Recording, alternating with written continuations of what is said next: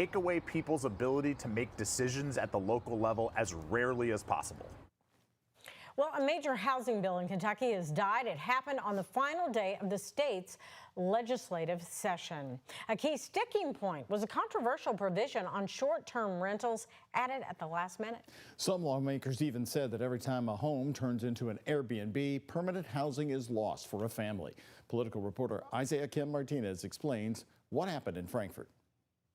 The conference committee has met on Senate Bill 9 and does not agree. A priority bill to boost Kentucky's housing supply fizzles out on the final day of this year's legislative session, with short-term rentals turning out to be the sticking point. I was disappointed because, as you know, we've worked really hard. Republican Representative Susan Whitten of Louisville played a large role in crafting an incentives package for developers to build more homes. Mixed use, putting residential in commercial spaces for zoning. But lawmakers added language at the 11th hour to also prevent local governments from regulating short-term rentals like Airbnb and Vrbo. That didn't sit well with some members from both political parties, leading the entire bill to die. I think this is a great victory for democracy because our communities will continue to be able to decide for themselves. Within the Louisville Metro Council, both Democrats like Ben Reno Weber and Republicans like Anthony Piagentini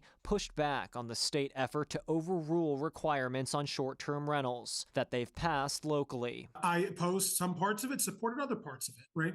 But that's a far cry from then saying, well, I want the state to eliminate all ability to regulate this particular industry. And we need flexibility. The boom of short-term rentals has been a hot-button issue in many Louisville neighborhoods. You can see just how many the city has by all the blue dots on this map. I think we currently have somewhere in the neighborhood of 12 or 1,300 registered Airbnbs in Louisville. Councilman Andrew Owen, who works in real estate, spoke to the risk that comes with including so much in one piece of legislation. I wish some of that could have passed separately, and the short-term rental stuff, I'm glad it died on the vine. I'm going to be speaking with Mayor Greenberg, and we're going to try to look at some of the things that we did pass. Meanwhile, for Louisville, which is tens of thousands of affordable housing units short, this work on a state level continues into 2027. Isaiah Kim Martinez, WHAS 11 on your side.